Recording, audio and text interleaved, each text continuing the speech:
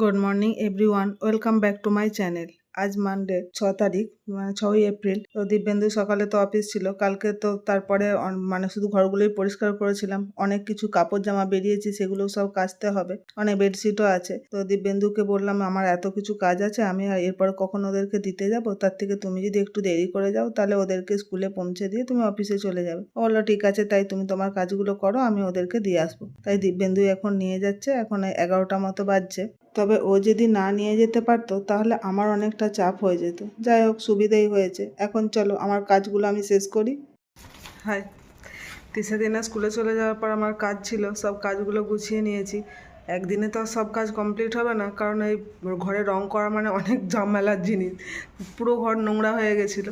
সেই সব ঘর গুছিয়ে করে নিয়ে স্নান করে নিয়েছি। তাও স্নান হয়ে গেছে 1টার সময়, খাওয়া দাওয়া হয়ে গেছে। তিসাদের সাথে আমি খেয়ে নিয়েছিলাম, 4জনে একসাথে। দিব্যেন্দু আজকে দেরি করে যেহেতু বেরিয়েছে, ওদেরকে তো নিয়ে গেল দেখলেই। তারপর সব কাজ গুছিয়ে নিয়ে আমি একটু রেস্ট করছিলাম। এখন যাব ছাদে, অনেক কিছু কাচাকুচি হয়েছে। তার আগে চলো কোন ঘরে কী কী রং করেছি সেটা একটু দেখিয়ে দিই। প্রথমে শুরু করি ঠাকুর ঘর দিয়ে। এই ঘরে আগে কালারটা ছিল, এই দেওয়ালটার আগের কালার ছিল মাস্টার্ড ইয়েলো। এখন মাস্টার্ড ইয়েলোটা চেঞ্জ করে ইয়েলো করেছি। একই কালার রাখার চেষ্টা করেছি, একটু একটু ডিফারেন্স হয়েছে আর কি। এই কালারটা যেমন অন্য একটা মাস্টার্ড ইয়েলো ছিল, এখন এই নর্মাল ইয়েলো হয়েছে। আর এই গ্রিনটা ছিল অন্য টাইপের। ঠিকঠাক বোঝা যাচ্ছে কিনা জানি না, এই ঘরটা যেহেতু লাইট পড়ছে বেশি, সানলাইট, তাই বোঝা যাচ্ছে না। এই গ্রিনটা একটু ইয়েলিশ টাইপের হয়ে গেছে। এই গ্রিনটা অন্যরকম ছিল। এরপর আসে রান্নাঘরে তো সেম কালারই আছে, ডাইনিংও সেম কালারই রয়েছে। তবে ক্যামেরাতে দেখাচ্ছে পার্পেল কালারের। এই যে এই দিকটায় দেখা যাচ্ছে পিঙ্ক কালারে। এই পিঙ্ক কালারটাই আগে ছিল। এই রেডটা ছিল একটু মেরুন কালারের, বাট এটা রেড করেছি, মানে একটু লাইট করার চেষ্টা করেছি। তবে একটা জিনিস তোমরা কি নোটিস করলে, এই দেওয়ালটাতে দেখো, এইখানে আমাদের একটা শোকেস ছিল, সেই শোকেসটা এখন লাগিয়েছি এই দেওয়ালে, মানে এই সোফার ওপরে এখানে লাগানো হয়েছে। আর এখানে ক্যালেন্ডার ছিল, কিছু গর্ত ছিল, সেগুলো বন্ধ করা হয়েছে। এই দেওয়ালটা তো ফাঁকাই ছিল।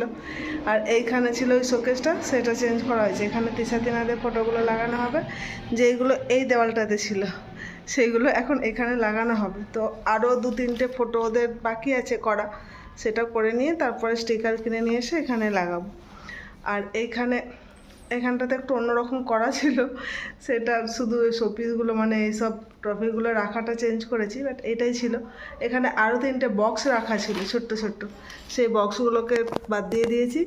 আর এই যে সাঁওতালি যে মুখগুলো ছিল, এই মুখগুলোর নিচে এখানে ছিল, সেটা ওপরে তুলে দিয়েছি। এখানটা ফাঁকা করার চেষ্টা করেছি। আর এই নিচে একটা শোকেসের মতো ছিল, সেটা বাদ দিয়ে দিয়েছি। ওটা একটু ভেঙেও গেছিলো, কিছুটা সানমাইকা উঠে গেছিলো, আমাদের যে কাজ করতো ওই মুছতে উঠিয়ে দিয়েছিল। সে যাই হোক, সেটা তো অন্য কথা। তো ওটা ওই জন্য বাদ দিয়ে দিয়েছি। দিয়ে এখানে একটা কাঁচের শেলফ লাগিয়ে দিয়েছি, এর মধ্যে এই সেটটপ বক্সের রিমোট এই সবগুলো থেকে যাবে। ফ্রিজটা একটু ঘুরিয়ে দিয়েছি, ওই দিকে ছিল না, ওর মুখটা এই সাইডে ছিল। টেবিলটাকেও একটু ঘুরিয়ে দিয়েছি। দেখো আজকে টেবিল মানে ক্লথ কিনতে যাব। আর এই টাওয়েলগুলো কেচে দিয়েছি, ওগুলো ছাদে একটু মিলতে যাব। ব্যাস, এটাই এখানে ডাইনিংয়ের লুক। আর এই বাথরুমটার কালারটা এটাই ছিল, এটাই আছে, এটা চেঞ্জ হয়নি। আর এই বাথরুমের কালারটা এটা পিঙ্ক ছিল, মানে এই পিঙ্ক ছিল, এটা এখন ভায়োলেট কালার হয়ে গেছে। যাই হোক, আর এই কালারে এই ঘরেরটা তো কালকেই দেখিয়েছিলাম।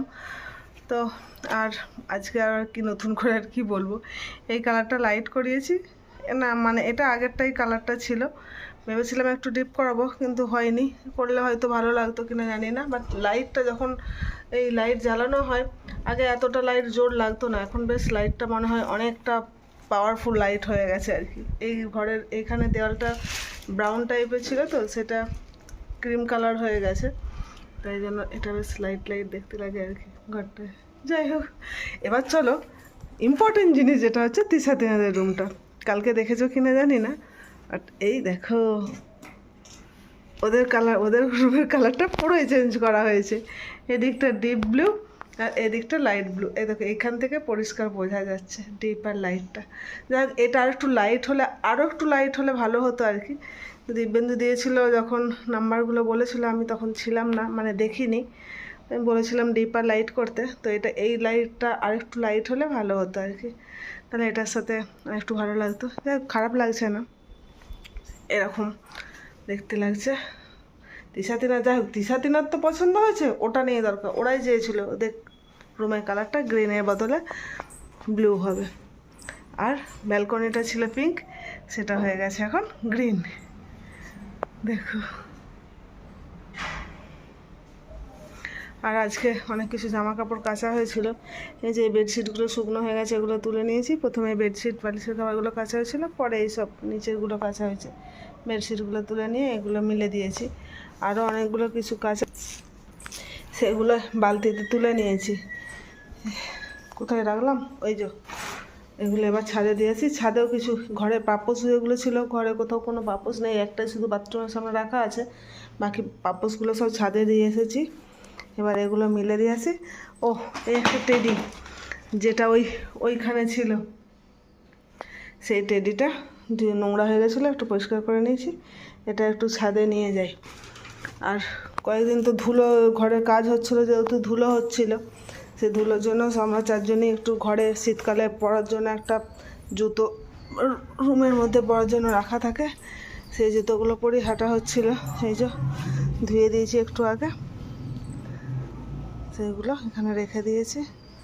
আমার জুতোটার মধ্যে রং লেগে গেছে, রংটা ওঠেনি। ওহো, আমার জুতোর ফিতেগুলো এখনও ভেজা ভেজা, বাকি এদেরগুলো সব শুকনো হয়ে গেছে।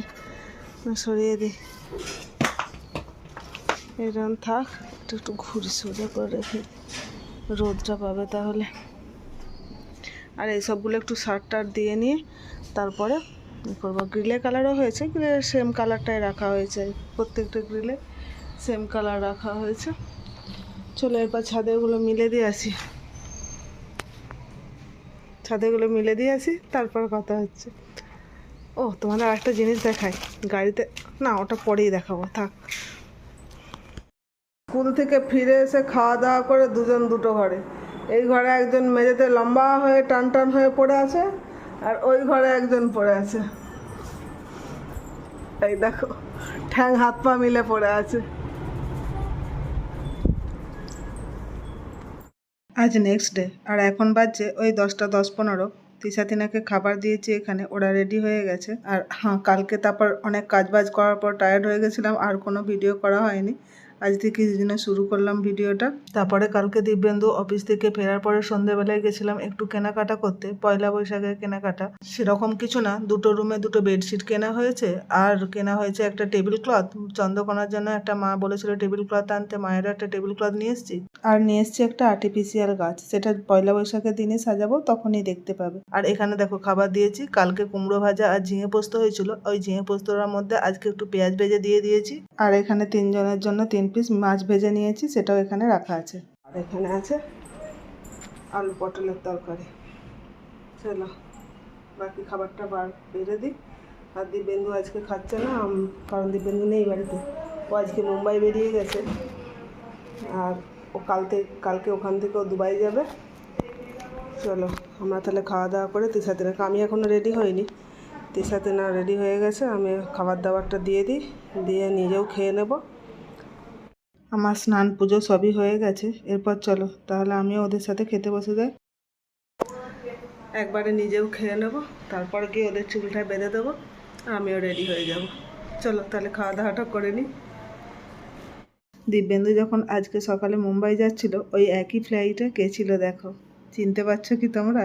চলো, আমার ভিডিও তোমাদের কেমন লাগে সেটা কমেন্ট করে জানিও। যদি ভালো লেগে থাকে তাহলে একটা লাইক করে দিও ও শেয়ার করে দিও, আর আমার চ্যানেলটাকে সাবস্ক্রাইব করে নিও প্লিজ।